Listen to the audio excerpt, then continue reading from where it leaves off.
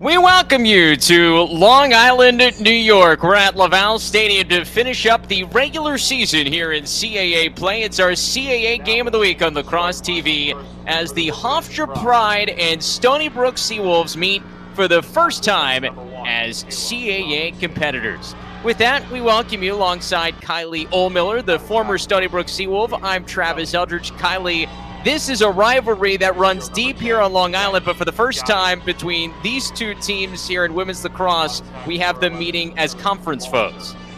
Yeah, the Stony Brook Hofstra game has always been one that Long Island lacrosse fans look forward to, and Stony Brook has set a special 6:31 start time on tonight's game, just as a subtle reminder that 631 is the area code that Laval Stadium is set in here on Stony Brook's campus. So a fun little twist to a matchup that has grown to be a conference one this year with Stony Brook's entrance into the CAA. Yeah, it's not a far drive for Hofstra to make the trip out here to Stony Brook to take on the Seawolves. Let's take a look at our players to watch in this matchup. On the Pride side of things, we'll keep our eye on Taylor Manella, the senior from Smithtown, New York.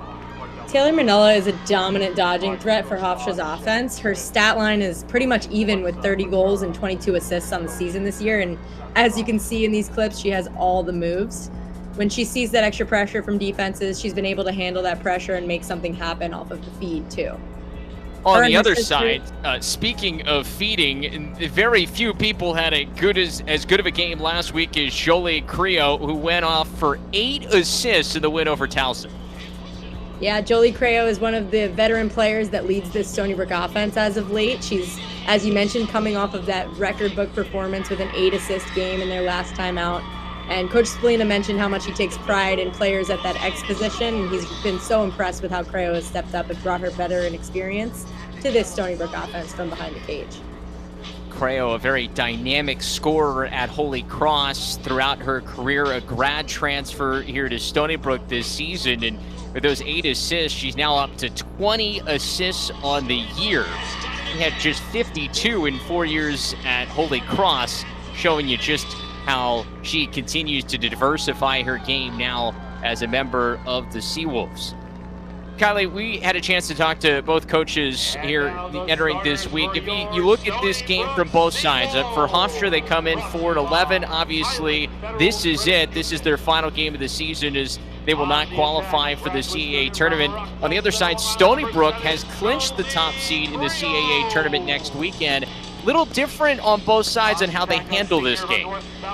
Absolutely. I think both teams on either side want to finish, this game out strong, no matter the outcome of today. I think there's a lot of energy in the stands today. As we mentioned, this is an all Long Island game.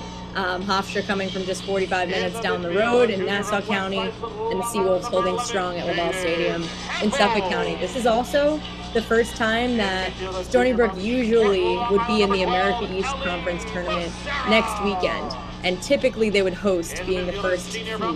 This is the first year they've been in the CAA, and it'll be different territory for them, having to travel down to last year's #1 seed, Towson, to play in the conference tournament next weekend. So this could very well potentially be one of Stony Brook's last home games as well, if not the last. Yeah, and that was something that Joe Spalina harped on with us this week about, hey, we want to, if this is our final chance to play here at Laval Stadium, we want to give our fans something to cheer about. The Stony Brook team comes in 11-3, unbeaten here in their first season in the CAA. As we mentioned, they clinched the top seed in next week's CAA tournament. Still a bunch yet to be decided in that tournament for next week. Towson is the 2 seed after losing to Stony Brook last week at home.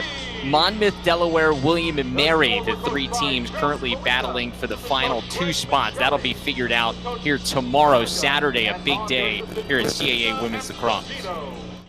For Stony Brook in the cage, it's Haley Dukanowski again. A goals against average under 9 so far here this year, saving 37% of the shots that she's seen. And it's the freshman on the other side from Massapequa, New York, the freshman Luciana Cardello, in 11 games this year, goals against average a little under 12. You see here number 29 in royal blue for the Pride. Stony Brook in the home white uniforms here today, as that 6:31 start, Kylie, has turned into a later start here as we're just about finally set to go here for the opening draw. Yes, Joe Spallina mentioned that and on our call earlier this week, but I'm excited to see Cardello play. I'm excited to see Duchnowski play. I think both great goalies in the CAA. Having a great freshman year is Cardello, and Duchnowski here, a transfer from LIU. So her roots grow deep on Long Island, and just kind of finishing them out here at Stony Brook. Yeah, grad transfer just like Creo, was the NEC Defensive Player of the Year last year at LIU and has stepped into the starting role here as well.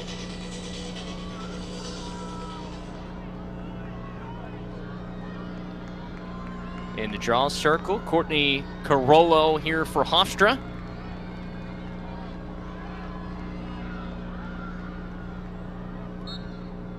She goes up against Charlotte Verhulst, and it's Stony Brook who wins the opening draw, and they'll get the first possession today.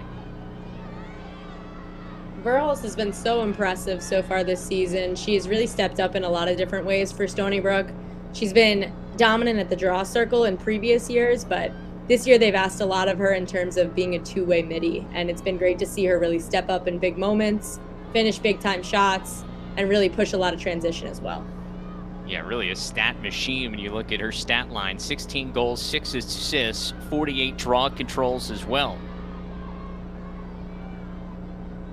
On the outside, this is Caitlin Hart trying to navigate the defense, and she takes the ball all the way behind the cage. There is Creo coming off the 8-assist performance last week. Gonna look at this first team offense as Cardello comes up with the opening save as she stops the shot from Hampel. It's a big time shot there. It seems as if Cardello saw that all the way through. That shot was from pretty deep as well, and you'll see that from this Stony Brook offense as we go throughout this game. They can shoot from pretty much anywhere. They're low attackers, are able to finish below goal line extended if they need to, and a lot of their dodging middies will be able to release the ball just one step ahead of their defender. For a freshman, too, to get an early stop here at a rivalry game, first time that she's playing in this rivalry, that is also key.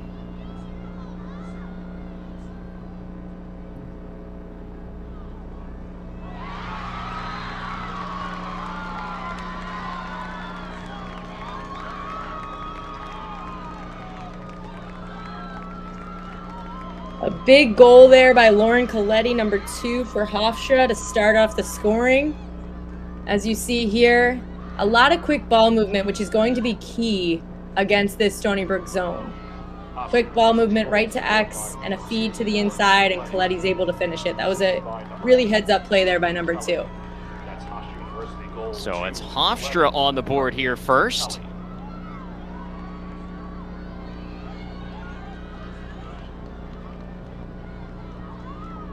Strong start for the Pride, as it's something they didn't have last week against Drexel in the 18-6 loss. They trailed 10-1 at halftime of that one.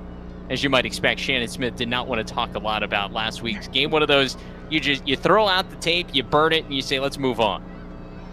Absolutely, and there's definitely things to learn from games like that, of course, but something Joe Spallina mentioned about this week for Stony Brook as well, as they head down the other way with the draw control and Ali Macera's stick, is that they haven't had quite too many full weeks of practice this season. They've been doing a lot of traveling, and so is Hofstra. A lot of these teams have been doing a lot of traveling, a lot of only one day in between each game, kind of back-to-back games. So just kind of learning things from those situations and being able to have a full week of practice has been really helpful for them moving into this game.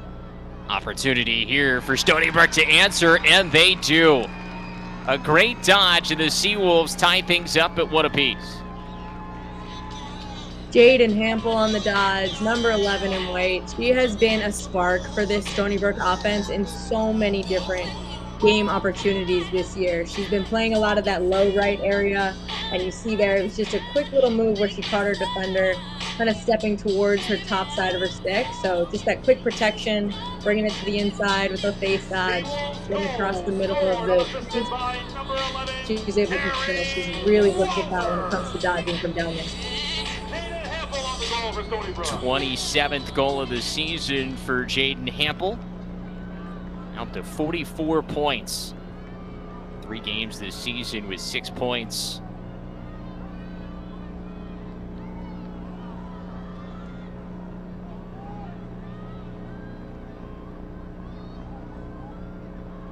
Back to Carollo and Verhulst at the draw circle.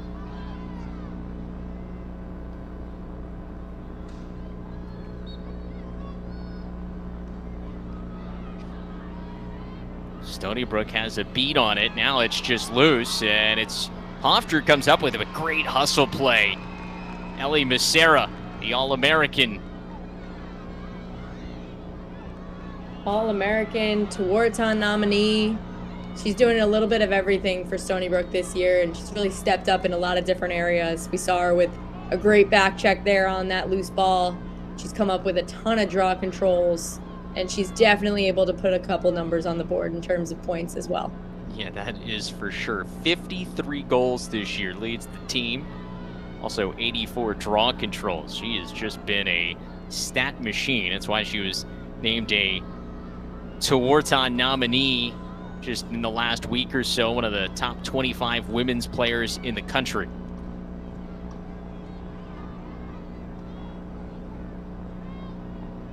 Here is Macera. She gives it up.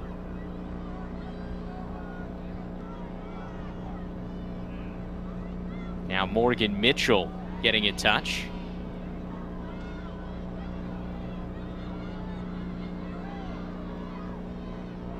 Skip pass down low. No rush here for Stony Brook. Good feed in front, and a score for Kaylin Hart. Streaking through, and Stony Brook is in front. What I love about this play is it's something you don't see often from Stony Brook, at least this season. It's Ellie Macera down low with that little bit of an inverted look. They bring the pick to her, but Kaylin Hart off ball is something we don't see often unless it's in transition. And this is just a great look for them, especially heading into the last regular season game, heading into conference play, heading into playoff season. Just to see a player like that who is great off the dodge, great off this cut as well, is really awesome to see for Kaylin Hart. Yeah, I mean, Joe Spolina told us this week he hasn't felt like this Stony Brook team has played its best game yet, and I mean, he did say that to the team. The good news is that means it could still be in front of us. So all of this is, if you build some momentum here in the later part of the season, you get going in the right direction. And after a tough loss to Rutgers a couple of weeks ago in a midweek game, all of that, and nothing that happens in the regular season matters. If you get into the postseason, you make it count. Absolutely, and again, just thinking about a lot of the movement that's happened in the Division I polls this season specifically, it's really great to see where women's lacrosse is this year in terms of, games just kind of being anyone's game. It's been really fun and exciting and entertaining for fans and viewers to watch and teams to be a part of. So, that midweek game to Rutgers might have been uncharacteristic for a Stony Brook team, but since there's a ton of movement, it's been really fun to watch and to see what's going to happen over the next couple of weeks in the postseason. Yeah, it has been an entertaining season so far, and it only seems to get even better as we get ready to turn the calendar to May in just a couple of days. Good feed inside, but a better stop by Cardello, and the rebound is picked up by Hofstra.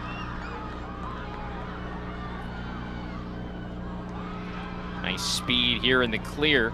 Megan Flannery brings it into the attacking third. We'll set up the offense with Carrie Walzer and company. Lauren Coletti, number 2 in Royal Blue, with the first goal of the game for Hofstra.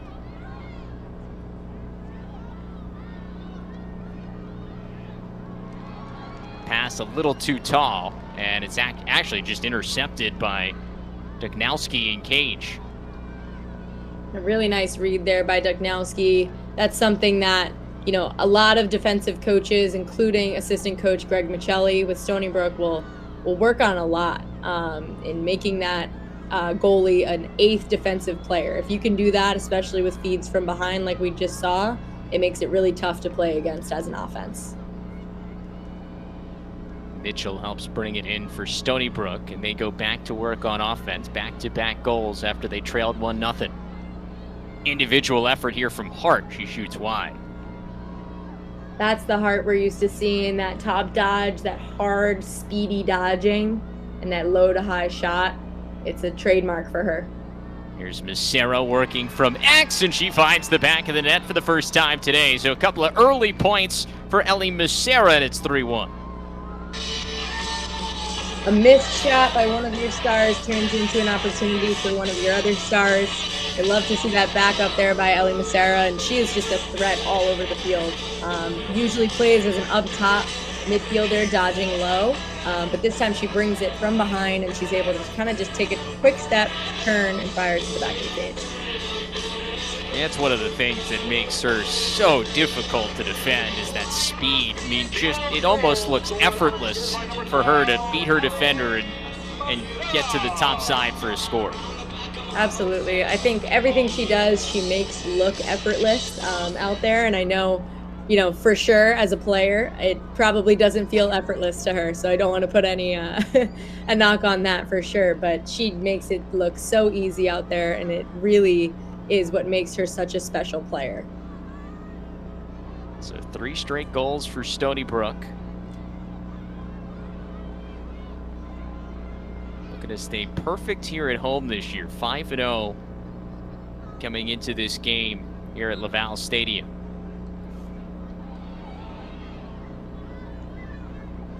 Loose ball again on the draw once again. Scooped up by Stony Brook. This time it's the defender, Claire Levy. 45 draw controls now for her on the year. And another offensive set for this talented group. Claire Levy's one of those players that you can rely on for a quick draw control or a gritty ground ball. She'll come up with those 50-50 ground balls any day for this Stony Brook team. And she'll definitely do a lot of the work that it takes to get the ball back on the defensive end.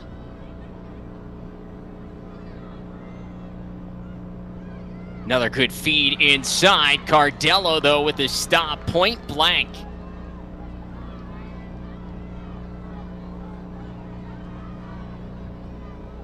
Freshman has been tested here early, and she's come up with some big saves. This could be a larger lead than just 2. Slipping down there was Katie Kelly. She draws a whistle.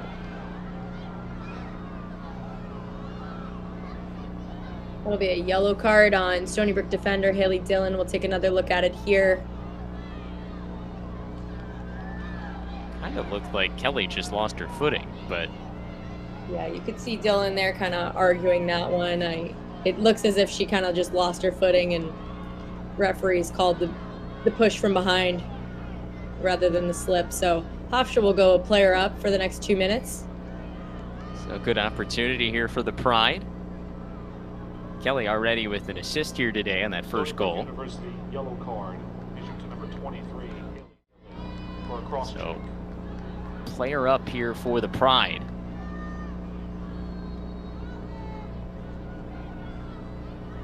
See if Hofstra can take advantage.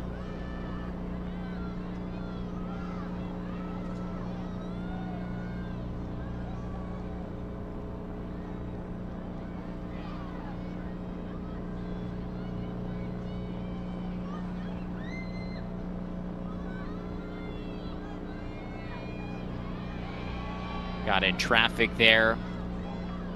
Kylie, what are you looking for if you're the Hofstra offense here against this defensive set?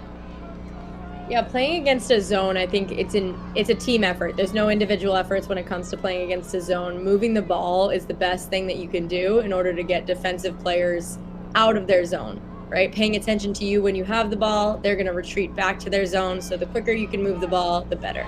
There it is, tic-tac-toe. Cashing in is Flannery, and it makes it 3-2. And exactly right there, that quick ball movement that spun the ball from up top through the elbow, right to down low, and a streaking cut down the middle. That's how you beat a zone defense. And Hofstra did a great job at kind of being patient with that possession there, finding the right opportunity. You saw the ball come from up top here, quick passing, another quick pass down low, and as the defense is kind of settling in to see where that ball is, they lose track of Flannery, who's up top and sees her defender's ponytail and is able to just cut right down the middle. Really nice heads-up play there by her. Give Carrie Walzer the assist. She's got 34 points now in the year, 12th goal of the season for Flannery.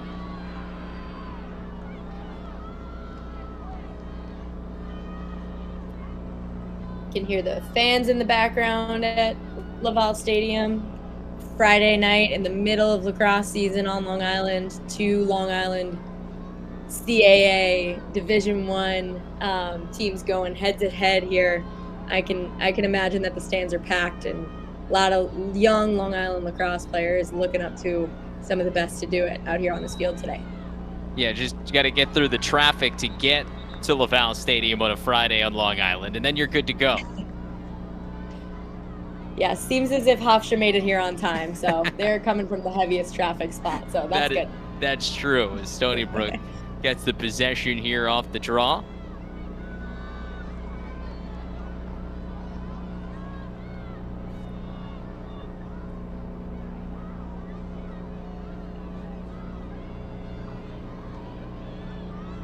Stony Brook really spreading out this Hofstra defense. Allows them to really use their speed. Speaking of speed, here's Becerra, who gives it up, sets the screen. Now gets it back in front, and it stays out. I think it might have gotten a piece of the post, and the rebound comes here to Trinity Reed. That was a really nice backdoor cut there by Ellie Becerra. We've seen Stony Brook play a little bit of that 2-man on the elbows, and so far in these sets, Hofstra playing a player-to-player defense, so just kind of working through those picks, and Ellie Becerra saw the opportunity with a little bit of extra pressure for the backdoor cut. That was textbook, and a really nice stop there by the pipe or Cardello, and either way, it goes to Cardello. Yeah, 3 saves now for the freshman Cardello to go along with the 3 goals she's given up, as that pass just a little too high, and it'll be a turnover for Hofstra. But she's done her part. Keep the pride in this thing early. A little under 6 minutes to go in this opening quarter.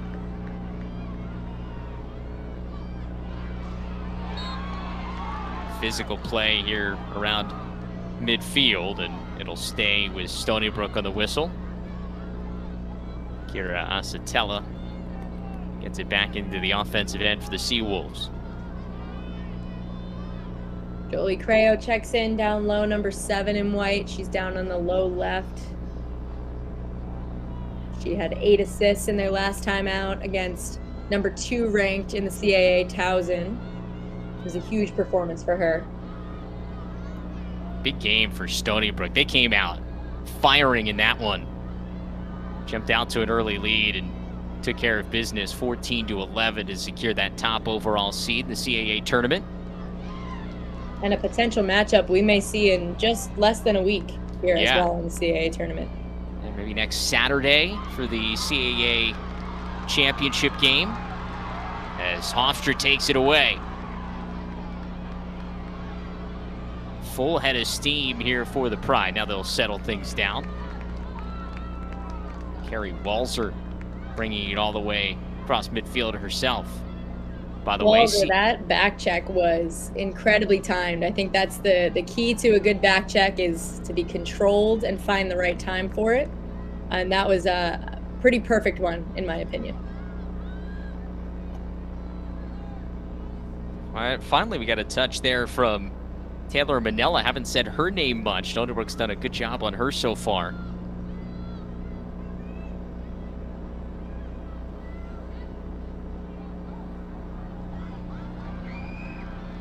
Ball loose on the turf. Asatella just kind of shuffles it to her teammate, and Stony Brook picks it up.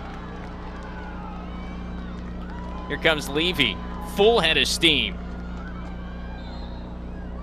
And a shooting space call. Becerra will take it. Free position opportunity for Stony Brook.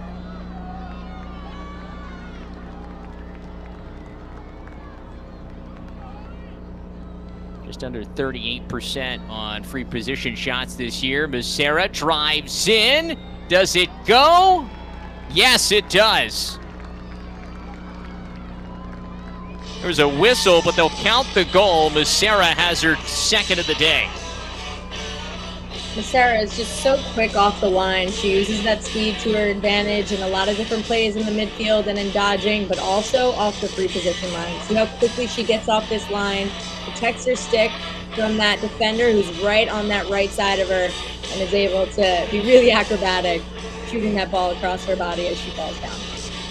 Tiptoed the crease as well. Had to have some fancy footwork to avoid going in. That's her second of the game. Musera on the free position. Checking for some turf burn there as she heads back to the draw circle, just kind of doing a little bit of everything for Stony Brook. 3 points already for the stand down here for the Seawolves, as it's now 4-2. Another strong start for Stony Brook.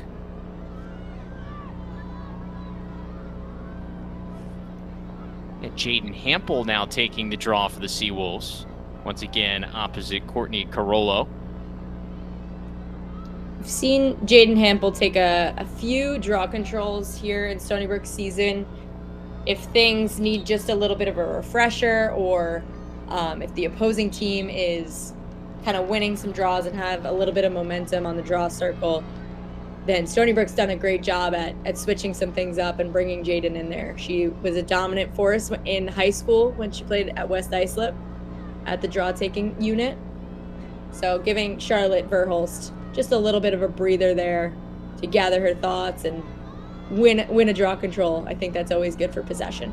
Yeah, and right back here to the Seawolves, and they'll spread out Hofstra again. They've had a lot of success just spreading out the pride, and that's when they're able to use some of that athleticism and speed.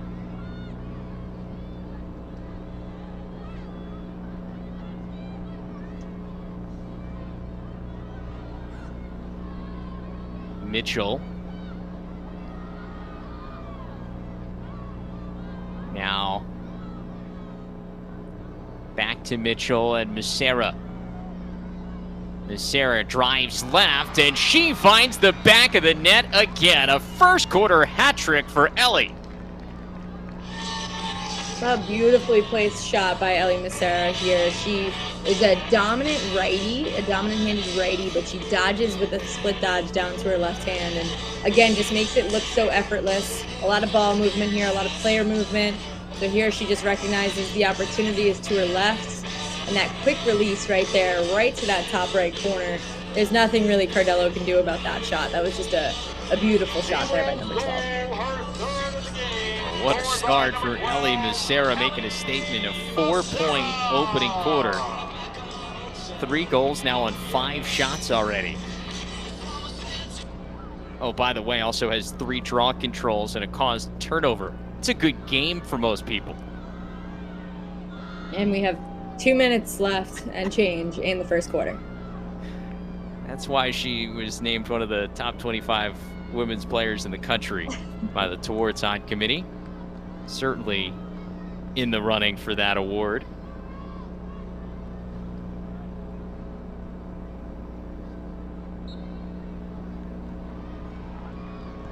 Hampel just wins it to herself here off the draw. And another possession for Stony Brook.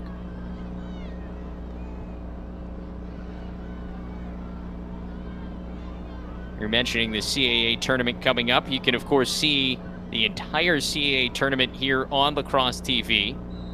Semifinals less than a week away, Thursday this year. The CAA on the women's side has changed it up, Thursday, Saturday, instead of what we have been used to with Friday, Sunday. So gives them an extra day in case of weather situations or anything to make sure the games are done before Selection Sunday, as Musera lines up another free position just high there.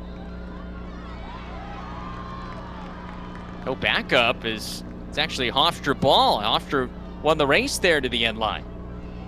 Big time play. That's a big momentum play for a defensive unit. Backing up a shot there just to get possession. You heard the sideline getting excited about that one. And I've been really impressed so far this game with Hofstra's speed in the clear. They've been doing a great job at getting the ball across their 30 with speed.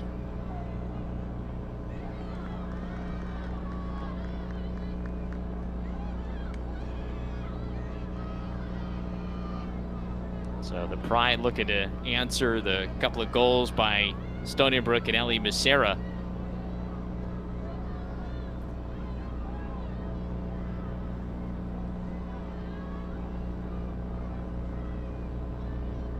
Again, that quick ball movement by Hofstra has proven to be what has shown success here so far for them. It's where they've seen some opportunities at cage. It was a good look, just came out of the stick. However, kept alive by Coletti. And the Pride keep as we near a minute to go in the opening quarter. 1 minute remaining in the first quarter. Last minute of play in the first quarter. This is Kelly, draws a whistle. She'll restart at the dot with about 20 seconds left on the shot clock there. So if Stony Brook's able to make a turnover here, they'll have about 25 seconds left to get down to their other end. And Hofstra, of course, wants to make a good push at this as the referees are kind of chatting about making sure everything's correct on the shot clock and the game clock. Trying to make sure everybody's positioned correctly. Stony Brook trying to get as close as possible to make a play.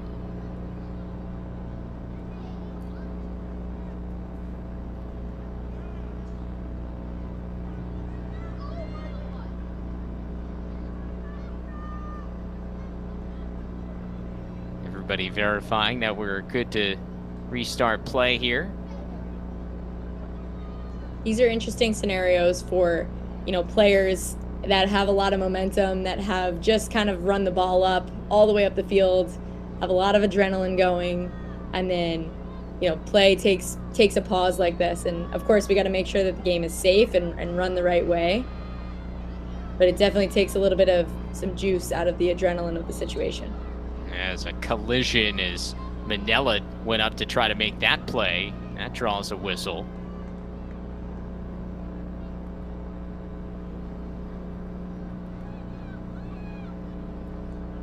See a long pass here. Jaden Hampel going out for the interception, and Manella also going for the ball. Both of them eyes on the ball there. Collision, as you mentioned.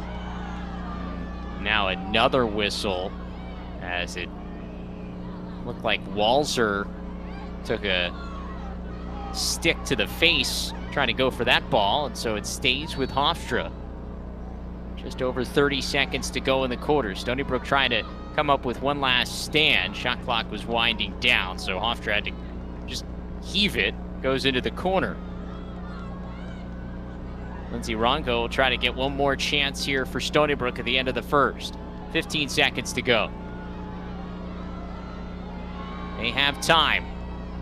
Hampel runs into traffic. Extra pass, long range shot just high. Couple of seconds left. Hart tries to restart, and that will do it for this opening quarter. So Stony Brook not able to add one more here at the end of the frame, but it was a good first quarter for the home team. Stony Brook with the 5-2 lead after one. It's your CAA Game of the Week on Lacrosse TV. We welcome you back here to Stony Brook, New York. We're on Long Island for a battle of Long Island here in the CAA. The Hofstra Pride visiting the Stony Brook Seawolves for the first time as CAA competitors. As you see, Shannon Smith in her 11th season with the Pride, talking to her team as they trail 5-2 as we get ready to start this second quarter. Travis Eldridge, Kylie Ohlmiller back with you here in our CAA Game of the Week at Lacrosse TV. And Kylie, your old head coach, Joe Spallina, looking sharp as always. As always, that is a game day fit. This is potentially the last home game of the season for the Stony Brook Seawolves, so you know he had to show up dressed the part as he always does. It's just an incredible coaching staff that they have there. You see assistant coach Sydney Pareca, volunteer assistant Christina Esposito, assistant coach Greg Michelli walk past through there. Just a ton of collegiate playing talent that have brought their expertise and their knowledge to this sideline and to this team. And, you know, it all starts at the helm right there. I was lucky enough to play underneath that coaching staff and learn from a bunch of others. And it has been, you know, nothing but the best to see Stony Brook continue to elevate their game and continue to climb the polls each and every year. in his 12th season as the head coach of this program, the winningest coach in program history. And you know how bad he and this program want to get over that hurdle. Try to make it to championship weekend for the first time in program history. They've been so close so many times, including last year, a tough loss. Gave North Carolina one of their best games of the entire season prior to the Final Four in that NCAA tournament matchup. And they win the opening draw here to start this second quarter. Absolutely. I think May is a different test for each team. Obviously, it's a lot of win or go home, so there's a lot more that rides on each and every timeout, rides on each and every time you touch the ball, and just so much of what you've learned from your wins, your losses, and every day you get to practice together as a squad during the season, you get to take into May. So it's exciting that we're coming up on that time of year really fast here. Yeah, we talked about how the landscape looks in women's lacrosse this year, and you just look at the ACC semifinals. Syracuse, who had been unbeaten until just a couple of weeks ago, as that shot's just wide and it comes into the crease of Cardello. All of a sudden, they've got a couple of losses as North Carolina took it to them today in the ACC semis. Absolutely, and that's the fun part, right? That's the fun part about May, is just to, see teams handle adversity, and that Syracuse is going to come out in the NCAA tournament really wanting another win, really, coming off of that loss. So again, same goes true for Stony Brook in this game and every other team that's hoping to make it through their conference tournaments next weekend, and heading into the rest of May. A lot rides on each and every timeout, and it's going to be exciting to watch. Well, we've got an early timeout here by Hofstra in the beginning part of the second quarter. We'll take it as well. 5-2 early in the second. Stony Brook lead. We welcome you back here to Long Island. A reminder, we got more lacrosse for you coming up here tomorrow on Lacrosse TV. We got CAA men's lacrosse coverage for you Saturday afternoon. In Fairfield, Connecticut, we've got the Stags of Fairfield taking on the Pirates of Hampton University in their first season in the CAA. Opening face-off set for noon Eastern time. You can see the game. Lacrosse TV's Live 2 channel. We'll post the direct link on social media, make it easy to watch. You can check out Fairfield and Hampton coming your way here tomorrow, some Saturday afternoon lacrosse on Lacrosse TV. Final day of the CAA regular season for both the men and women coming up tomorrow. As that ball is turned over here in the middle of the field, and it's Hampel who picks it up for Stony Brook. Now looking to clear as Rongo does it all herself. Rongo has been a great addition to this defensive unit for Stony Brook. She is really one of those players who likes to be aggressive out on ball, and just gets in the passing lane a ton of times, and is able to come up with those ground balls that are really necessary. She's someone who can clear the ball, and she's stood true to being a big piece to this Stony Brook defense this year.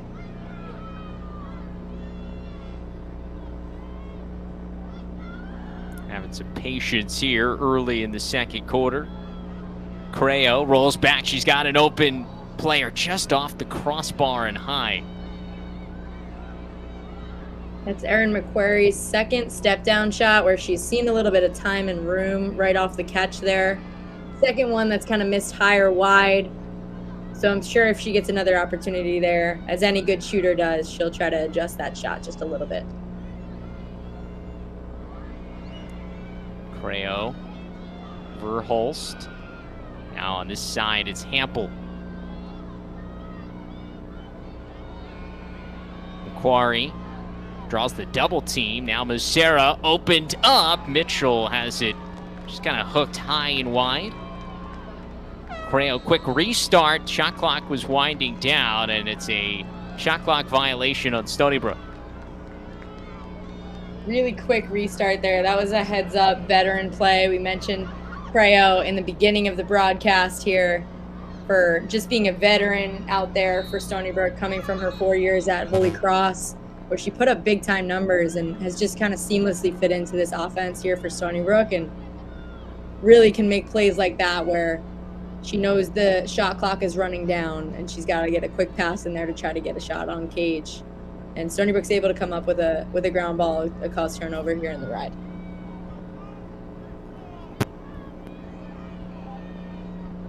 I was just about to say, how about Ellie Macera's caused turnover there to get the possession back for Stony Brook?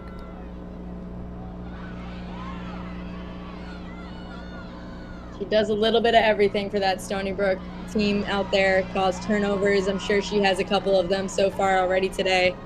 She already has almost a handful of draw controls, a hat trick. She's all over the field. And Morgan Mitchell doing a great job at riding as well.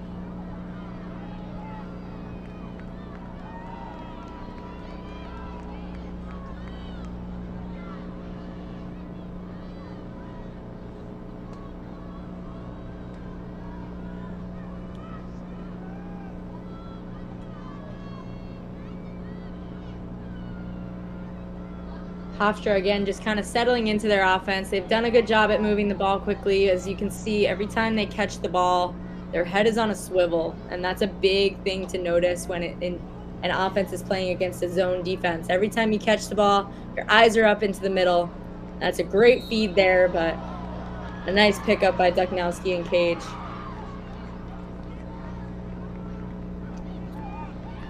They're going to call Kelly in the crease there. She tried to come in and check that ball out of Duchnowski's stick. Now Macera will try to clear it away. Doing it all once more. Yeah. Just, if you're in question of what name to say, just say Ellie Macera's name. Probably going to do something. She's definitely been a spark plug for this team and kind of has put the team on her back in a lot of scenarios.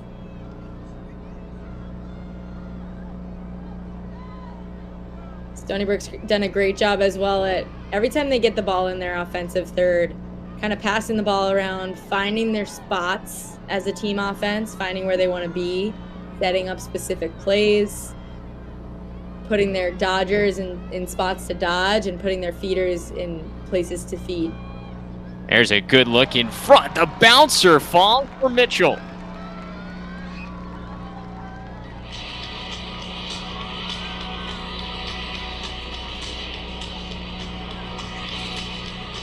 A beautiful shot there by Morgan Mitchell.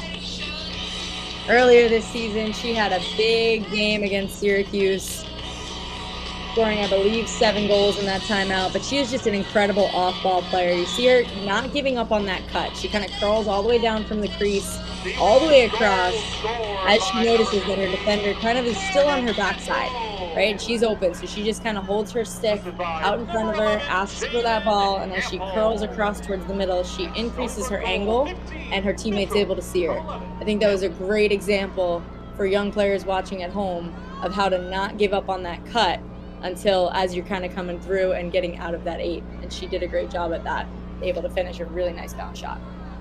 Yeah, we talked a lot about Creo and her 8 points last week with the 8 assists against Towson, but Mitchell had 8 points as well, 5 goals and 3 assists against the Tigers. Another big game, a career best in points for the senior from Port Jefferson Station, New York. Ellie Macera, by the way, another draw control. She speeds into the attacking third. Now she'll give it up to Mitchell. And Morgan Mitchell has had an incredible senior year. Her and both of her sisters have played at Stony Brook. Casey Mitchell I played with. She graduated back in 2019. She wore number 15 as well, just like Morgan. And her twin sister Mackenzie is on the defensive end for Stony Brook. And how about the improvement in numbers? She went from 23 points last year to 40, now over 47 as Verhulst cuts in front, and she's got her first of the night. Another great off-ball play here. Verhulst, again, just someone I mentioned before who has just been having an incredible year.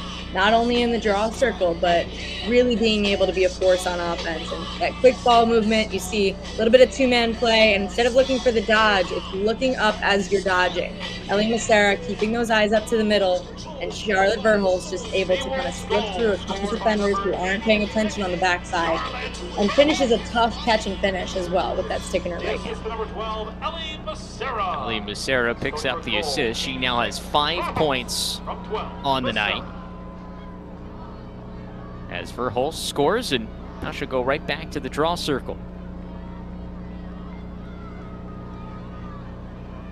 So impressive of these athletes to be able to, you know, score a big goal like that, make a big play on offense or make a big play on defense, and then have to kind of come back to that draw-taking position, take a deep breath, kind of reset your mentality, figure out what's going on in the next play rather than harping on the last play. I think that's been a big piece, you know, as you see, heading into these elite athlete positions, kind of that mental space and just kind of focusing on those things, and Charlotte does a great job of it.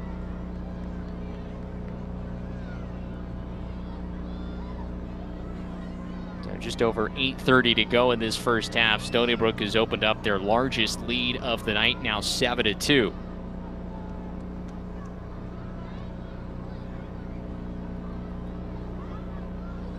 By the way, there was just a warning on Hofstra for too many players on the field. No penalty, but just a quick word as Hampel comes up with the draw control and a chance for Stony Brook to add on.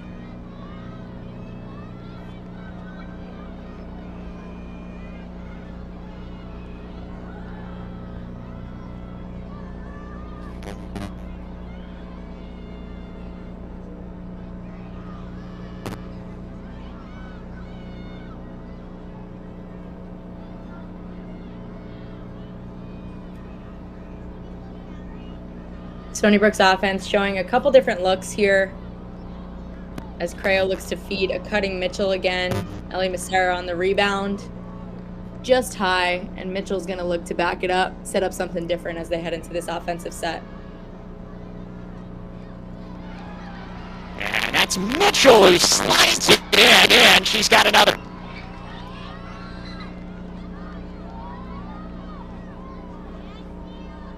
Mitchell, not just an off-ball player, she can also dodge, and she can really wrap her stick around and be able to finish from pretty much anywhere.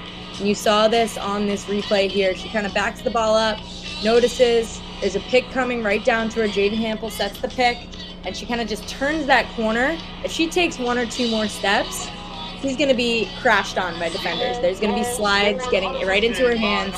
So the fact that she's able to turn right over the top of that pick that was set for her by Hampel right there, number 11, she's able to just turn her body and get that quick release, which I don't think goalie Cardello was expecting, and that's why she was able to get that past her.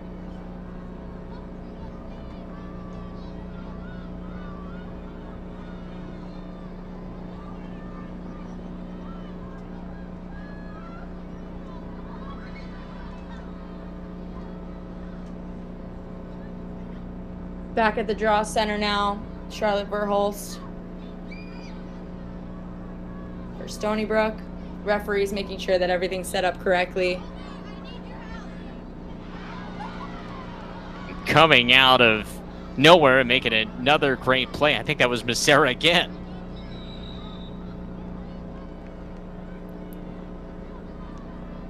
Another whistle here as referees kind of just stop play. And Stony Brook just kind of, again, taking their time, making sure that everyone gets a touch. In terms of themes on offense, just all across the board, when I've seen teams really get the ball all the way around, make sure their offense is settled, everyone's got a touch on the ball so they have feel in their stick, things go well. Cardello able to come up with his save here. Well, Hofstra will look to set up a clear, trying to get back on the board as we're past the midway point of this second quarter. Instead, it's Ellie Macera coming up with a cause turnover. One-on-one. Macera beats the defender and scores her fourth of the night.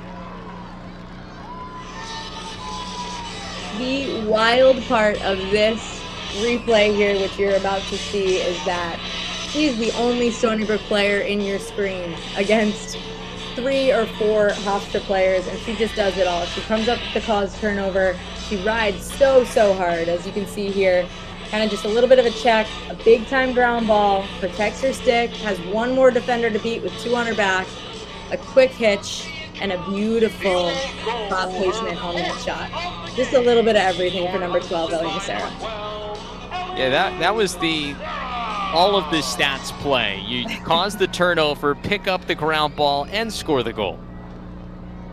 She might have even assisted herself, too, if that was a thing. One of those all the, like, throw it off the backboard plays in basketball. So Stony Brook is rolling here in the second quarter. They've outscored Hofstra 4-0 in the second.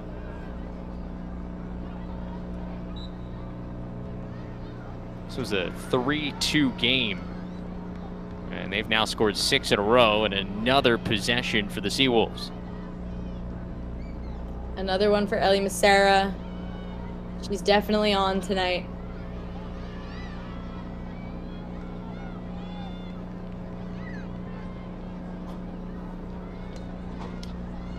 Now 6 points for Becerra. 3 caused turnovers and 5 draw controls. And as you mentioned, that would be a great day in the office for many other players, and we aren't even done with the second quarter. Creo is spin and bounces it high. I mean, you could argue for just about any player in the country, that's a pretty good game. Absolutely. She's done it here in a quarter and a half. Creo looking inside. Mitchell catches Cardello a save. What's been impressive so far about Cardello's saves is none of them have been in the same area on cage. That one was a low shot. She had a couple low ones before. She had a few stuffs nice and high, a couple mid-range saves as well. She's kind of seeing the ball really well tonight, and it doesn't necessarily matter where the ball's being placed. She's just doing a great job at reacting. Hofstra needed to clear there in the worst way. Try to get something here on offense. Give the defensive players a breather. Change it up a bit.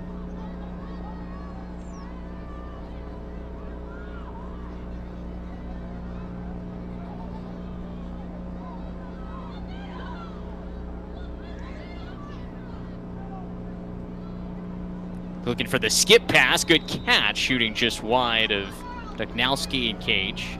Back up there for Kelly.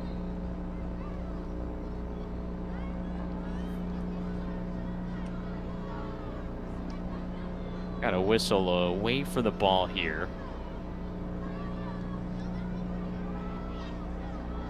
And they actually...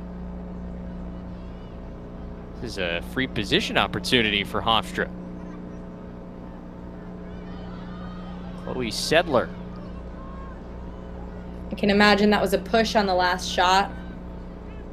I wasn't able to see the call, but if the free position was right there in the middle, might have been a push on Sedlar as she went for that diving shot. So let's see if she just goes for it. Sedlar does, and it slides in. Hofstra back on the board. Sedlar with her 3rd goal of the season. A beautifully placed free position shot here. There's not much Duchnowski can do in goal to save that one. As a goalie, when the ball is placed on the off-hip stick side, that's a really tough shot to save because you're not sure if you should swing your stick underneath or turn your stick over the top in order to get there. So as you see here, just kind of lined up straight down. She gets a fast start off the line, and it's right next to her hip. She's not quite sure. You can see that hesitation from Duchnowski. Should I go over? Should I step this way? I'm not quite sure where it's going. Those off-hip shots, are really tough for goalies to be able to react to. Yeah, I mean, you couldn't place that any better in terms of positioning. Just an almost impossible save to make. Really handcuffs the goalie. So it's 9-3, under 5 minutes to go in the first half.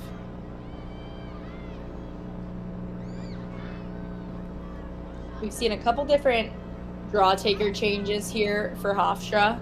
Stony Brook's been pretty dominant in this area so far. That was Flannery who took it, but pretty much same result. Becerra, another draw control. Another possession for Stony Brook. And again, just kind of taking their time, using some clock, and I just think it's so beneficial to an offense to make sure that everybody on offense gets the ball in their stick, feels the ball in their stick, come out of their stick. How is it throwing? How am I catching before we get into our offensive set? All the way through the defense. Hart gives it up. Now gets it back from Becerra. Just high, and it would stop by Cardello.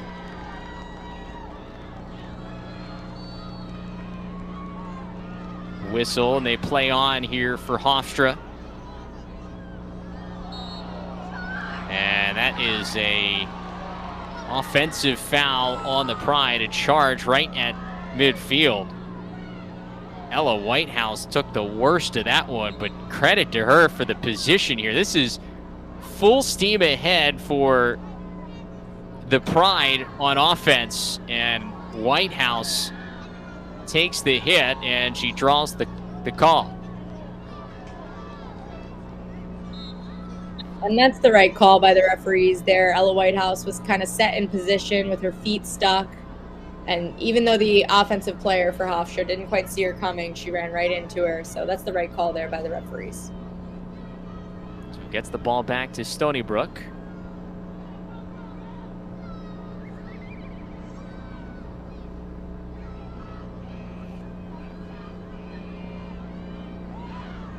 On the near side, Hampel. Now Mitchell looking for some space. Back to Becerra. Uses the screen. Tough catch there for Hart. Bouncer. Oh, it falls. Cardello thought she may have kept it out, but it bounced off the top of the crossbar and in. And it's the second of the night for Kaylin Hart. A beautiful take there, an even better shot by Kaylin Hart. We've seen a couple of these high bouncer shots from the Stony Brook offense. And again, it comes off of that quick ball movement. She sees that lane. She's able to bring it across her face. And as those two sliding defenders from down low come through, instead of bringing her stick back in front of her face and kind of shooting through them, she brings it back to her left side and is able to shoot around them. That high bouncer shot is really tough for goalies to see, as it bounces a little bit before, higher on their crease than they're used to stepping out for a low shot. And that's why that's able to beat Cardello there. 38 goals now this year for Kaylin Hart. Now 2 goals tonight. She's working on a streak of 5 straight games with at least a hat trick. She's got plenty of time to try to tack on one more if she wants to make it 6 in a row tonight. Yeah, Stony Brook hits double digits here in the first half, up 10-3.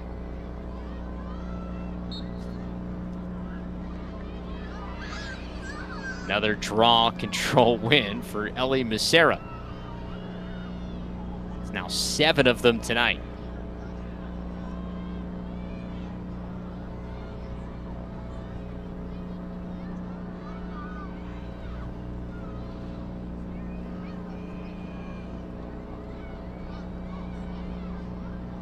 Under 3 minutes to go in this first half. Stony Brook in control. Take some time off the clock. You can take it under 2 minutes with this current shot clock if they want. Sarah drawing all sorts of attention.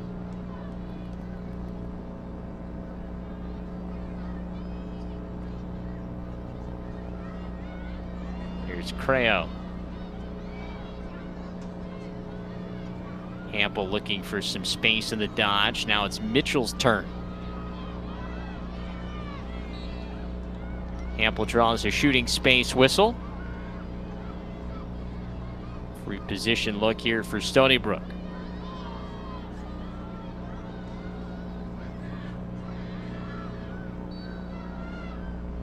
Hampel give it up. Creo on the backside. Cardello able to make the save, but it goes up over the crossbar. Now she collects. That was a nice unselfish play there by Jaden Hampel. Looking for an open Jolie Creo on the backside in the bottom corner on the free position. Just an even better stop there by Cardello. She's been locked in all day so far. Cardello now up to 7 saves today.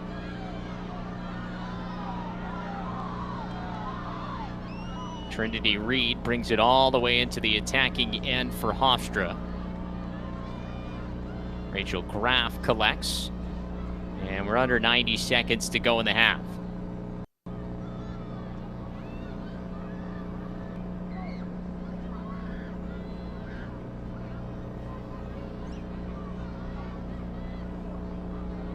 Graff gives it up. Great look and a finish. Working through that Stony Brook defense with some slick passing again, and Hofstra gets another back. Another goal for Lauren Coletti there, and just beautiful team offense, really moving the ball well, kind of settling in. They're seeing a lot of those cutters in the middle, and Stony Brook's just done a great job at crashing on those cuts once they pass inside, but not on this one, because what they do here, they drive, they beat their first defender, and once they draw those 2 other slides there, Coletti slips right into that seam, and she's able to catch and finish before any other sliding defenders get to her. That was really well done there by the Hofstra offense. Graff picks up her 8th assist of the year, first point of the night. Coletti now with a pair of goals.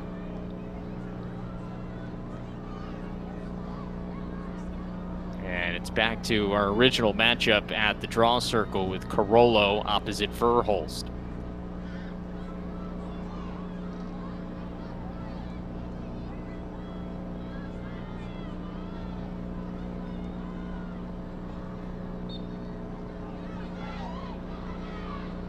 Guess who? Ellie Becerra. And she gets it ahead to Verhulst as we have a minute to play in the first half. We might be on draw control record watch in a game today. We might have to look that up. She's got 8 here in the first half.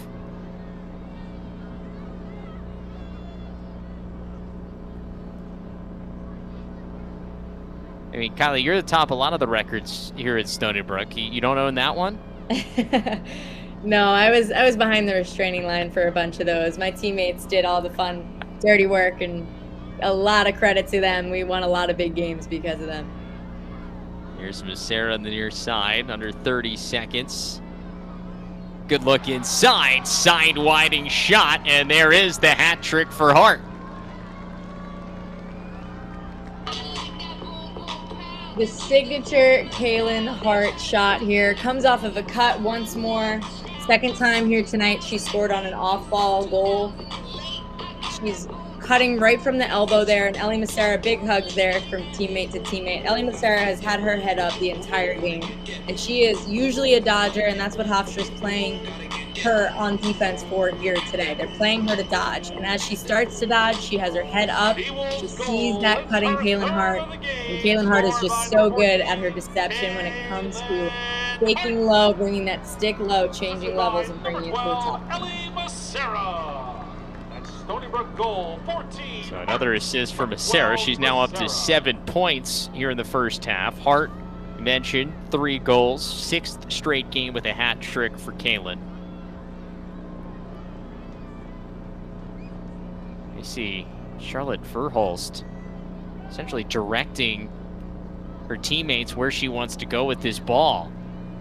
21 seconds. Stony Brook may win this draw, may not be done.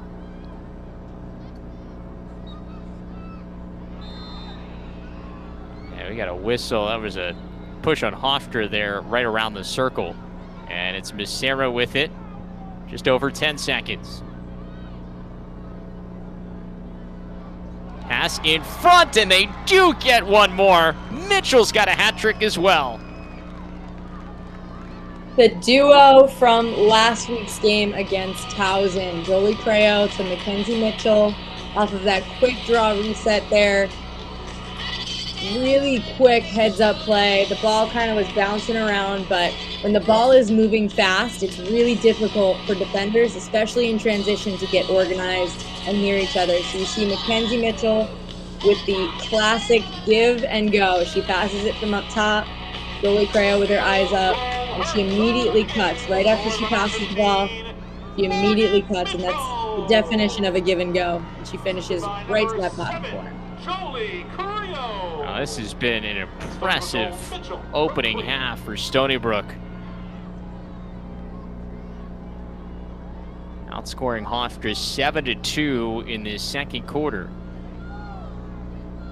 With 5 seconds to go in the half. I would be shocked if they can get one more, but you never know with how this offense has been clicking the last couple of minutes. And it's all started at this draw circle, and they have been dominant, especially here in the second quarter. And that is how this first half will end. So all Stony Brook in the second. This was a 3-2 game. Stony Brook's lead had been cut to 1 after a trio of goals. And then the Seawolves went on a run. They lead 12-4 here at halftime, led by a 7-point performance from the Tewaaraton nominee, Ellie Macera. She's got 4 goals and 3 assists at the half, and her team leads by 8. We'll have second half action for you here in a bit, but for now, it's halftime on Lacrosse TV. Back here on Long Island, get ready for the start of the second half. Good crowd on hand for what is the final regular season home game for the Stony Brook Seawolves, and the Seawolves putting on a show in that first half. They lead 12-4 over the rivals here from Hofstra as we get ready to start this third quarter. Travis Eldridge back with Kylie Ohlmiller. And Kylie, I mean, there were a lot of good things that Stony Brook did in that first half, but Ellie Macera, 4 goals, 3 assists, a 8 draw control opening half as well, a half to remember for the Tewaaraton nominee. Yeah, and we mentioned it a bunch. That is a game stat line that a lot of players would hope to have hopefully once in their career, and she's done it in just a half. And she just makes it look so easy. A lot of the offensive plays here for the Stony Brook Seawolves so far this game have just been so effortless. They've been clicking on a lot of different ways, and especially in this draw center. Battle for this opening draw to start the third quarter whistle, and this will go with Hofstra. A whistle behind the play. We're going to bring the ball back up to where the foul occurred. Now Flannery will put it back in play. Chloe Sedlar, she had a goal in that first half. Lauren Coletti leading the way for the Pride with a pair. Sedlar, Flannery with the other 2. And the Stony Brook defense has really done a nice job against Taylor Manella, the leading scorer for Hofstra. She just haven't said her name a whole lot. Here is Manella looking for that pass across. She floats it in, and Sedlar has her second.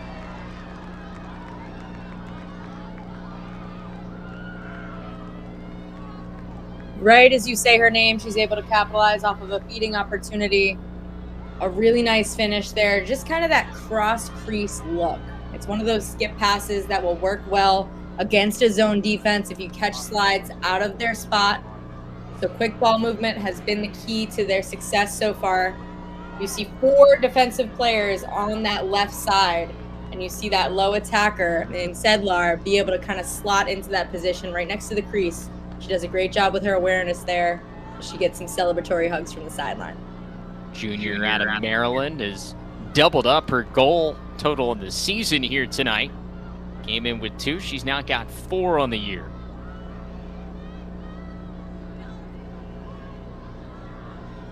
So just over a minute in, Hofstra to the second half. Hofstra gets one back, and now we've got a whistle on the draw that'll give it back to Stony Brook. That was a false start call on the draw control there. So back into this Seawolves offensive end, and that's where the ball has been for a good portion of this game so far. You mentioned Macera with the 4 goals.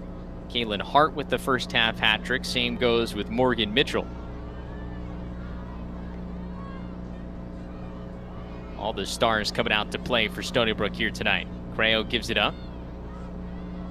Now Hart. Jaden Hampel, she had a goal in the first half as well.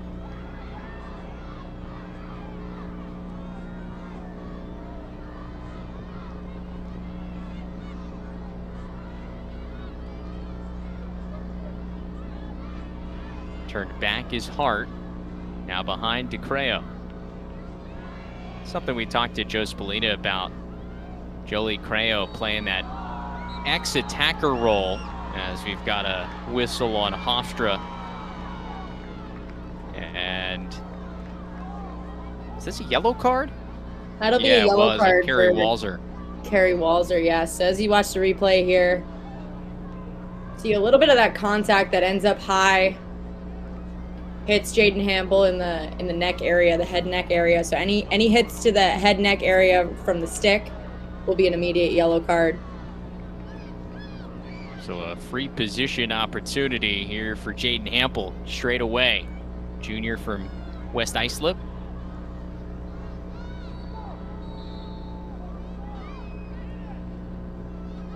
And we'll do it again.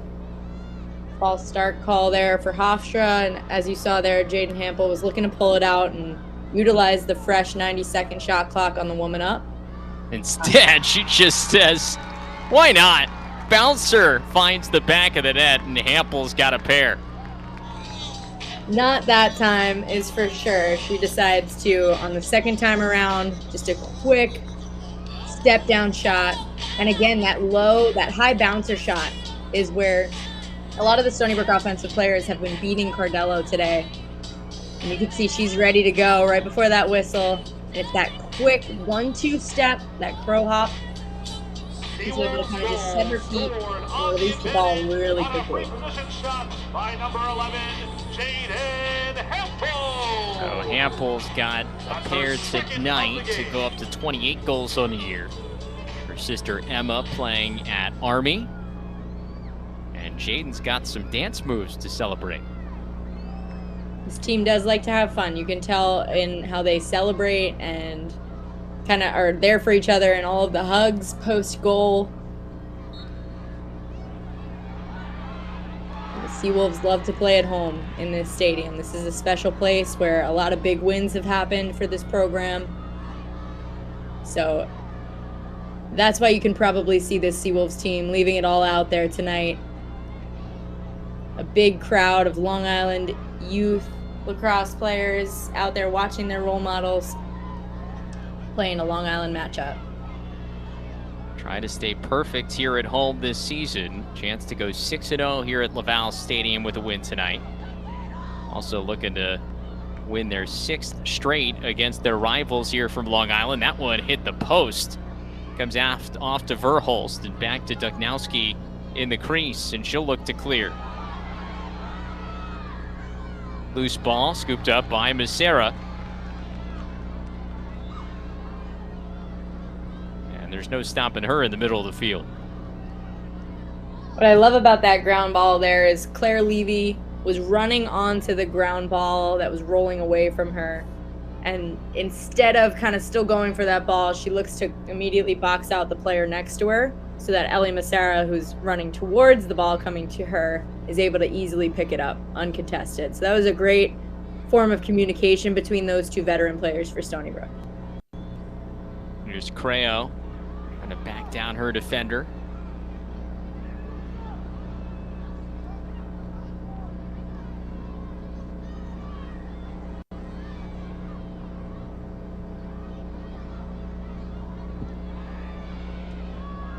Now Kaylin Hart.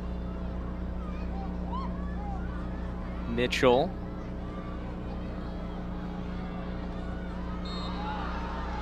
Whistle there in front. Hofstra is not excited about that call. Driving in was Alexandra Fusco. See on the replay here, it's a sliding defender down low. And as Fusco is falling, she gets a little bit of some contact to that, again, that upper body head neck area. So that's why the referees will blow their whistle. She'll get the first inside hash and a great look at this shot. 5 goals on the year for Fusco, the sophomore from Bayport, New York. She drives in and goes up top for her first tonight. Fusco is fired up about that one. She is one of those players that Coach Joe Spallina is excited about her future. She's been an integral part of this midfield and really stepped up in some big-time moments. learning from the leaders in that huddle there. She was an incredible player in high school and is proving to be one here at this next level. As you see here on this first step, she doesn't have a great angle on that first inside hash, but what she does is she beats that inside defender with the first step and then is able to tuck her stick on the opposite side of her body with that face dodge, really protecting and allowing her to get towards the middle of the field. Getting towards the middle of the 8 is the best thing you can do as a shooter, and she does that really well here in this play. The last goal came back toward the end of March against Elon, so it had been a couple of games. She's back on the board. Makes it 14-5, a 9-goal lead for Stony Brook. That's their largest of the night.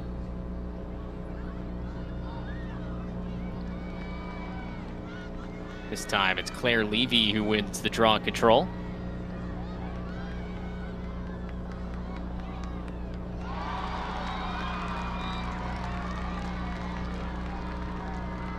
A big-time goal there for the Seawolves. Charlotte Verhulst back on the board. She's coming off of that transition. Lots of hugs there. Jaden Hampel to Charlotte Verhulst. Her second goal of the night. Again, she's just proven to be such an integral part of this offense this season. Claire Levy doing what she does best at getting through that midfield. Ellie Macera, another assist on the day for her. And Charlotte Verhulst, that quick little fake. It looks like a cradle, but a cradle can also be used as a fake on those one-on-one opportunities for the goalie. Just a quick hitch of the cradle is what will make the goalie kind of just step off of her set base position. And Charlotte does a great job at that. Really finishes that ball well. That assist for Macera, now her 4th of the night to go along with the 4 goals. The 8 points now ties the season high. She scored 7 goals and an assist against Delaware. Now 4 goals, 4 assists here in 2+ quarters against Hofstra. Draw win for the Pride.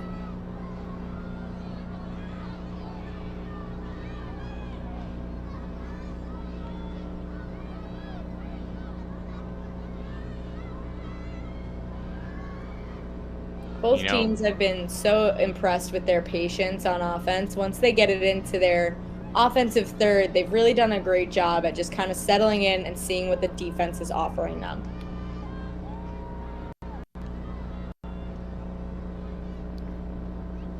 Flannery has it at the top, tries to skip it down low. Nicely done by the Pride to keep the possession, but now it's poked free. Macera a chance to pick up the ground ball. She fights for it, and Stony Brook does come up with it. Levy pushes it ahead. Here comes Hampel. And a shooting space call, and Mitchell will be the one to take the free position opportunity. She's going to get that second inside hash here. She's going to wind up. Looks like she's going to shoot this one off of that shooting space call. Referee's just making sure everybody's all set.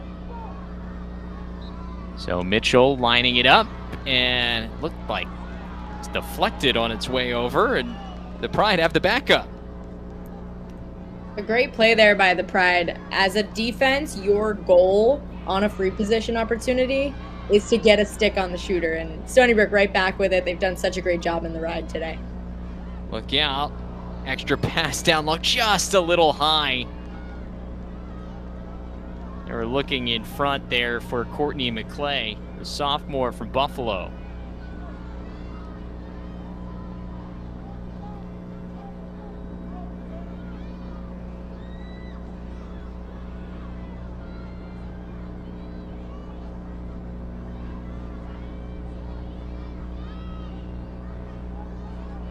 Hofstra chance to try to cut back into this deficit.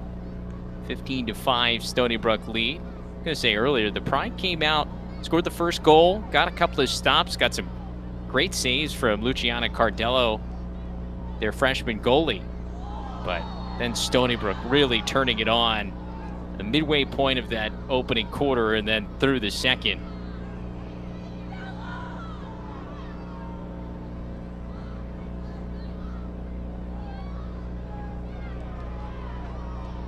I got a yellow card on Stony Brook. It'll be a 2-minute woman up here for the Pride for the first time here tonight. As you see this pass gets passed into the inside, you see the extension of the arms. Ella Whitehouse will take the 2-minute penalty there on the yellow card. Yellow card issued. That's the right call there by the officials. And Ella Whitehouse. Coletti will be at the center hash. We'll look to see if she'll take this opportunity or if she'll pull it out and look for the 90-second shot clock. And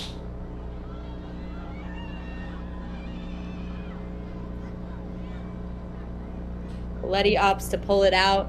They're going to reset their offense. They're looking at a woman up opportunity. So those passes inside are really important. But Claire Levy doing what she does best.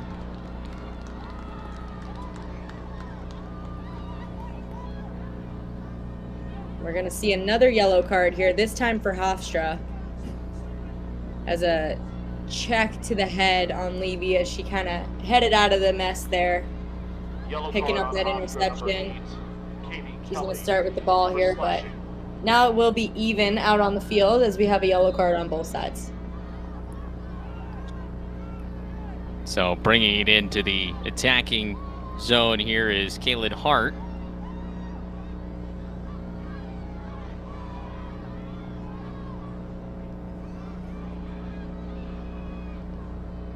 Hampel in there. This is an interesting look at a 6v6, which is rare in women's lacrosse, but not when it comes to the international game or the professional game. Ground ball scooped up here by Stony Brook. I was just about to say, Kylie, you got some experience with this this summer, and obviously with Athletes Unlimited. Yes, and it's one of those rules that some people are thinking about, you know, Jenny Levy's proposal when it comes to this. This is one of the proposals that one of the rules that she had in those proposals was to look at a 10v10 rather than a 12v12. We're getting an example of it here in this offensive set for Stony Brook. You'll see 6v6 out there, which is what we do play for international and for Athletes Unlimited professional.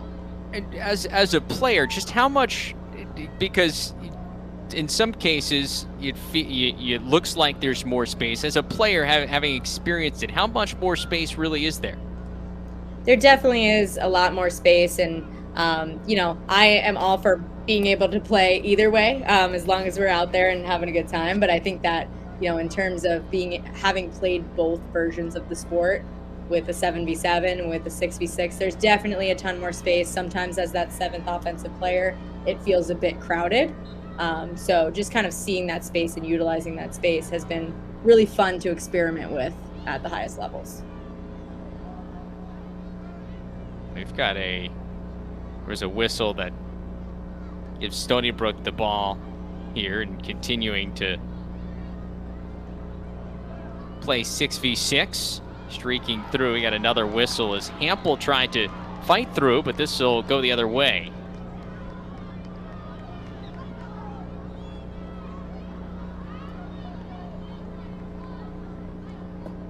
Hofstra tries to clear. Stony Brook hasn't made that easy most of the night.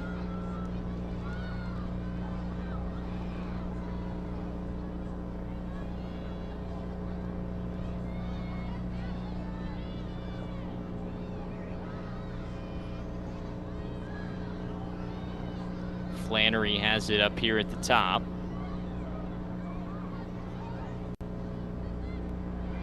Skip pass was deflected. Somebody for Stony Brook got a stick on it, and Hampel's able to collect it, get it to Peknowski in the crease.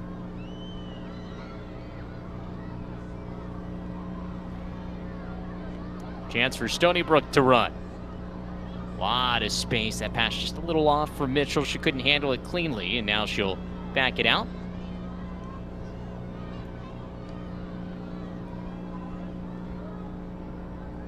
Couple minutes remaining here in this third quarter. If you're just joining us, Ellie Misera, 4 goals, 4 assists for 8 points. Mitchell and Hart each with hat tricks as well.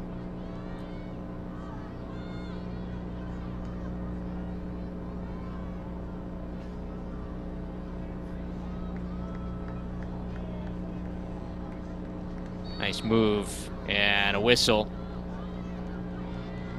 Foul on Hofstra, and that will put Courtney McClay at the free position line.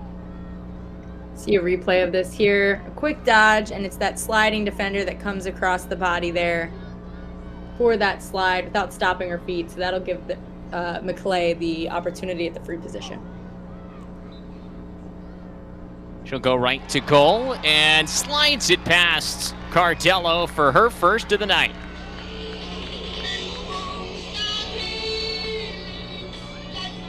Again, just taking an advantage of those opportunities that come off of the foul calls. A free position opportunity here for McClay. And they do such a great job at protecting their stick, coming off of the line, and getting to a better spot in the middle of the 8 in order to increase that angle and in order to make it more difficult for Cardello to be able to stop the ball as she comes across the middle of the 8. Fourth of the season for the sophomore. Transfer from Navy, native of Buffalo, New York.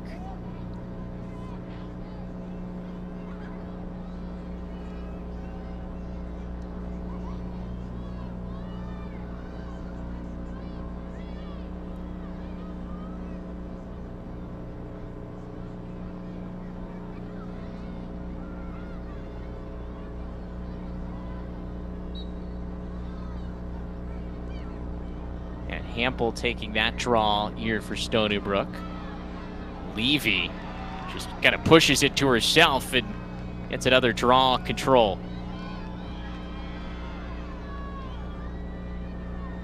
Claire Levy and Ellie Massera on that draw circle. Those are two players that I just wouldn't want to go into a 50-50 ground ball battle with.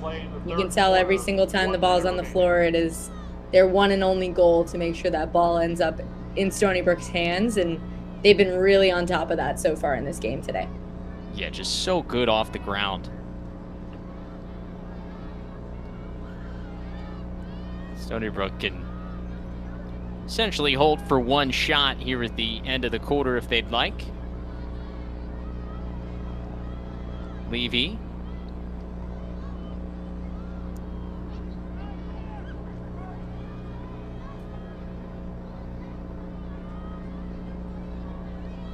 Top of the arc. Now it's back to Hart. Trying to battle through the defense. We have a whistle, and it's a charging foul on Stony Brook. Erin McQuarrie will get that offensive foul there. Just kind of trying to get through two defenders, and both defenders' feet were planted. So she'll get that offensive foul as she tries to get that last shot off. Still a good quarter for Stony Brook. They add 4 more on. They lead by 11. To the fourth quarter we go, 16-5. Stony Brook in control here in the Battle of Long Island on our CAA Game of the Week. Back here as we get ready for the start of this fourth quarter between Stony Brook and Hofstra. Travis Eldridge and Kylie Ohlmiller back with you. 16-5, Stony Brook leads here in this Battle of Long Island, the first ever meeting between Stony Brook and Hofstra and women's lacrosse as CAA foes. Stony Brook's first season in the Colonial Athletic Association. And Kylie, did I just hear that you were a answer to the trivia question here at Laval Stadium in between quarters? I think I did overhear that, and I was hoping you didn't hear it, but yeah, they have some fun games for our fans, and the Stony Brook fans are the best fans. Long Island lacrosse is some of the best lacrosse you can be a part of, and you heard the fans going crazy for all of Ellie Massera's goals and Kaylin Hart's goals. So it's just been really special to see what Stony Brook lacrosse has grown on Long Island for these young kids who, you know, want to be wearing either royal blue or white out there one day as well. It did sound like a number of people in the crowd got the answer right and knew how many points that you had in one of your record-setting seasons. So we've got some diehards here in the crowd again tonight. It's impressive that they can remember that. It was, 5 years ago now. Oh, so. Come on. Stony Brook gets this first offensive possession of the fourth quarter. Sarah looking for a feed behind the back shot just wide. Kaylin Hart looking for the highlight reel. She's had a couple of those so far this season. See a little bit of the replay here on the miss. Ellie Massera again with her eyes up.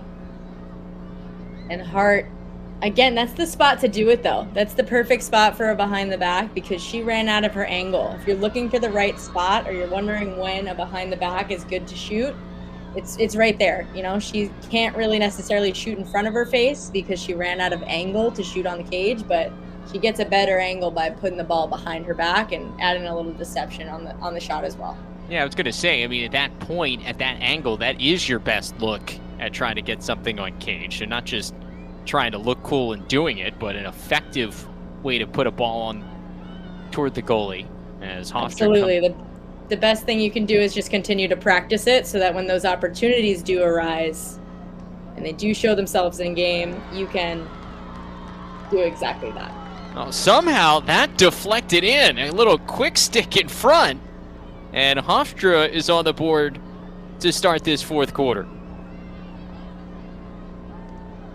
Looked like it was Taylor Manella that'll get credit for this one. Get another look here on the replay.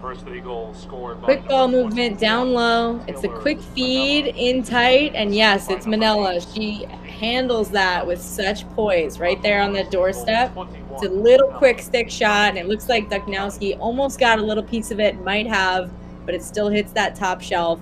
And Manella just, again, right before the slides come to her, she's able to catch and finish without really taking any sort of cradle or any sort of hesitation. Really great quick stick there. Yeah, it almost made it look like her stick was like a tennis racket. She got that shot in and out of the cross so fast.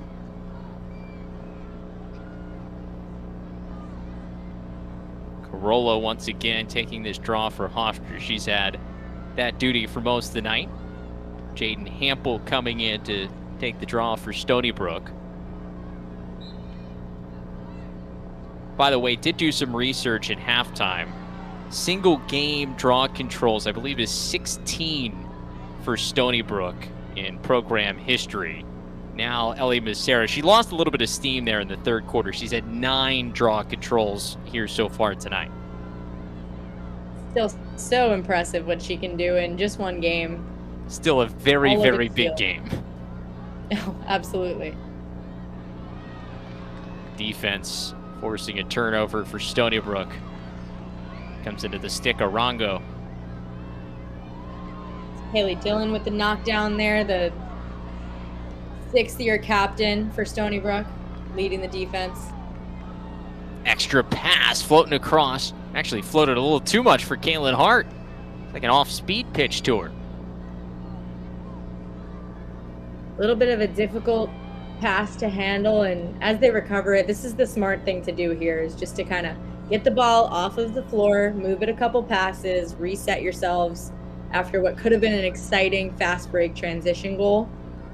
Once it doesn't work out, it's great to be able to just kind of set up your offense and utilize a little bit more of that shot clock, settle in a bit more. Verhulst has a couple of goals so far tonight. She gives it up to Mitchell. Now Massera. She's been having a heck of a game this evening. There's a round back, the back shot, just wide of the bar once again from Hart. First one went high, second one went wide. Maybe third time's a charm for Hart. I was going to say, you put it right on the money. And again, same opportunity as well. Just kind of overran the cut, overran the angle on the normal shot. They're good looks here, and I'm impressed with Ellie Massera's vision on the passes to the inside. Sarah triggers it back in after the whistle. She's got their double team. Step down, shot, top shelf, bar down for Kaylin Hart. She's got 4. That was the perfect thing to do for Ellie Massera. You mentioned she had the double team on her. Both players just eyes on ball. And Ellie Massera does the right thing to do in a double team by moving the ball quickly. You see this here, both defenders eyes up on her, quickly moves it to the next open girl who steps in and sees the next open girl, which happens to be Hart, who shoots a beautiful shot to that top corner. Her deception on those low to high shots is just incredible. She's mastered it over her career at Stony Brook, and she's put it on display so far in this game. So Kaylin Hart with 4, just one shy of her season high when she scored 5 against Drexel a couple of weeks ago. That was another one of those dominant wins for Stony Brook, 15-3, right here at Laval Stadium.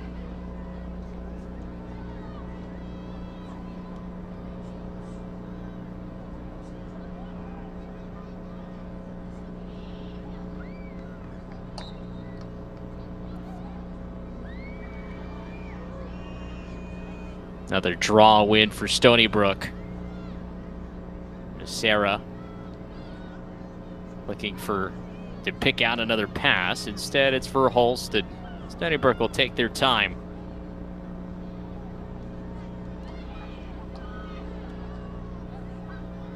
$20 goals this season, by the way. The high for Stony Brook in a single game. That came against Monmouth back earlier here in this month. That one, like somebody got a piece of it on the way to Cardello, and it'll be Hofstra ball.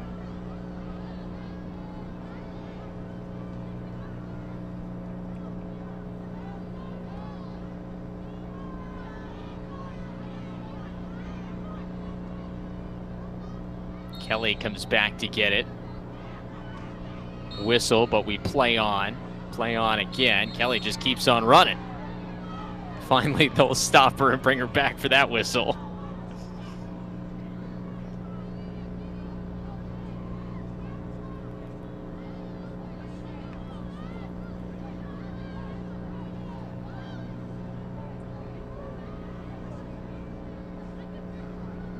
She's looking to keep going as the referees are kind of just settling everything down, making sure that everyone has the correct number of players on the field as subs are going in and out.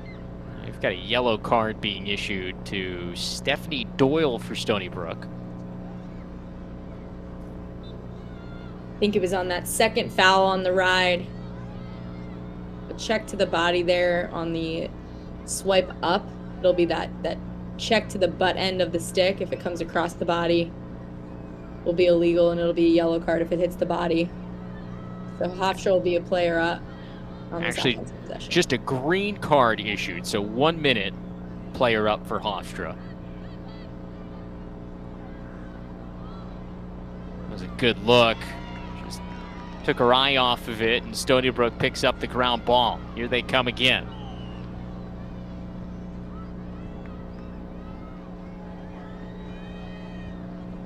Verhulst, the pass, a shooting space call, and it'll be a 8-meter for Morgan Mitchell.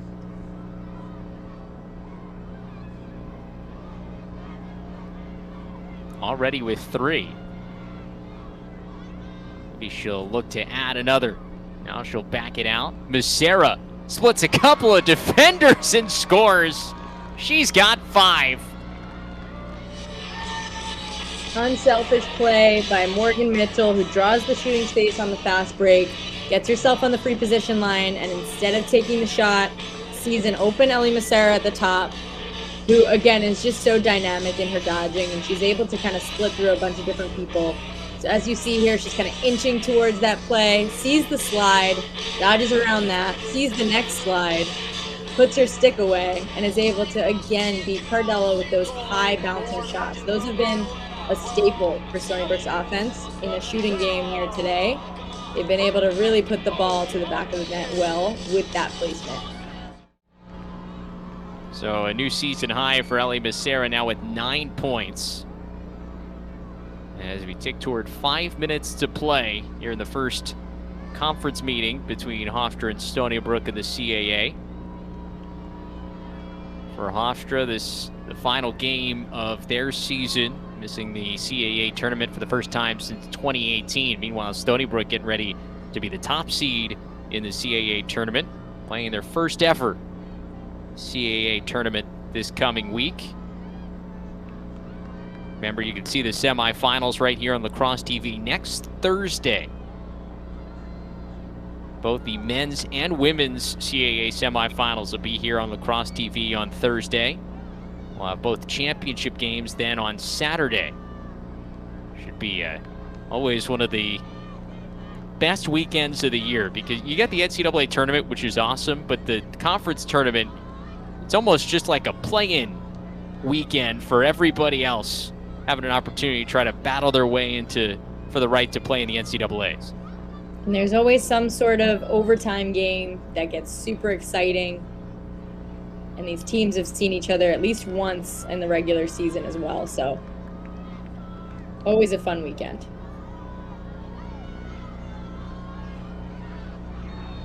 Verhulst draws a whistle. She'll keep it.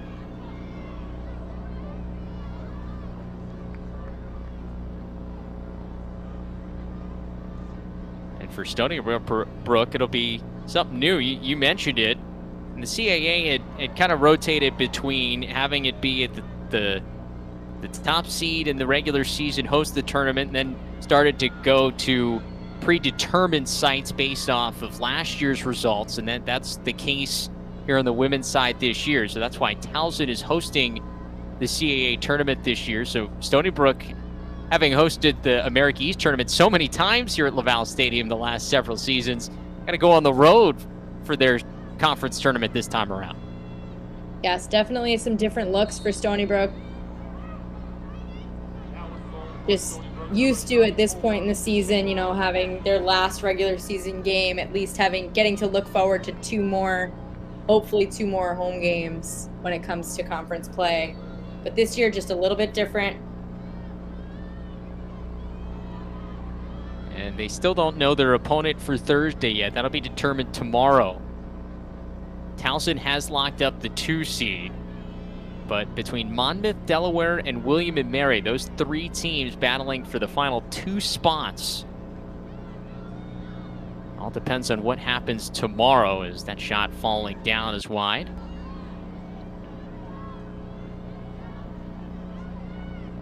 Two and a half minutes to play here in regulation. Another shot wide. That time from Casey Colbert, sophomore from Glenwood Landing, New York. It looked to get some subs in as the shot clock was under 10 seconds, and it'll go to Hofstra's possession here at the top of the 8. Yellow card issued to Stony Brook number 55, Casey Colbert, for a dangerous foul. We got a yellow card being issued to Colbert. Looked like it was on the dangerous follow-through on that shot. So Hofstra could be player up for almost the rest of regulation here, depending on what happens. Really nice hustle play there by Claire Levy. Good back check on the breakaway, but Stony Brook going to play a player down on the defensive end. Anella was looking to spin. Now she'll get a free position chance. Leading scorer for Hofstra this year, as that one sent wide.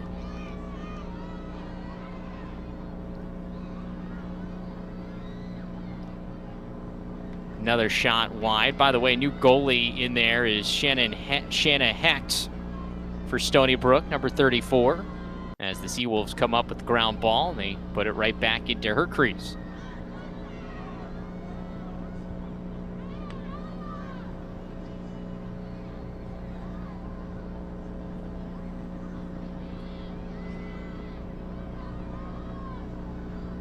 As we tick to a minute to play, Stony Brook brings it over midfield. 1 minute remaining in the 4th quarter. 1 minute to play. And they're going to polish off a unbeaten first ever CAA conference regular season, and we'll head to the CAA tournament, looking to win their first ever tournament title in their first year in the conference. I've been impressed with both teams today in the way that they've held onto the ball and been patient with their offensive opportunities, but Stony Brook has just lit up the scoreboard in different ways, seen cuts and opportunities on the dodge from different players. Ellie Macera doing what she does best in all of the stat lines, but also getting big days from your other big players like Kaylin Hart and Morgan Mitchell.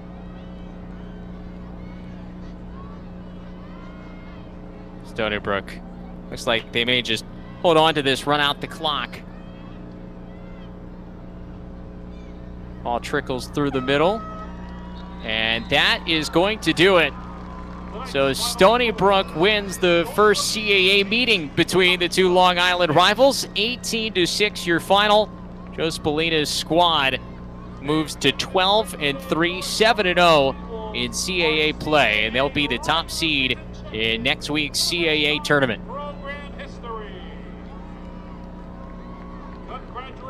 They finish an unbeaten home record here at Laval Stadium, 6-0 here in the regular season, and they'll have to see if they're lucky enough maybe to host an NCAA tournament game, but that'll be for a couple weeks from now. Tonight they'll celebrate a 6-0 home slate. Kylie, just final thoughts on what was an impressive performance from the Seawolves, especially from Ellie Macera. Yeah, Ellie Macera, I think we said her name so many times on this broadcast, and rightfully so. She was all over the field for the Seawolves, in the draw circle, on the ground balls, in the ride, causing turnovers, on the assist game, and as well as finishing some shots. So she's been ever impressive, and I think this team has, kind of connected a lot of different dots and crossed eyes, dotted some I's, crossed some T's as they head into playoff tournament time. And I think that's the right time to be really fixing a lot of the things that might not have been working so well for you mid-season. So excited to see where this Stony Brook team ends up the next couple of weeks. A season high 9 points for Ellie Macera and 5 goals, 4 assists. She finishes with 10 draw controls as well. The Tewaaraton nominee, showing you why. She's considered one of the top 25 women's lacrosse players in the country this year. But that's going to do it for us. Once again, your final: Stony Brook 18, Hofstra 6 for our entire crew. And Kylie O'Miller, I'm Travis Eldridge. We say so long from Long Island. We'll see you for the CAA tournament next week.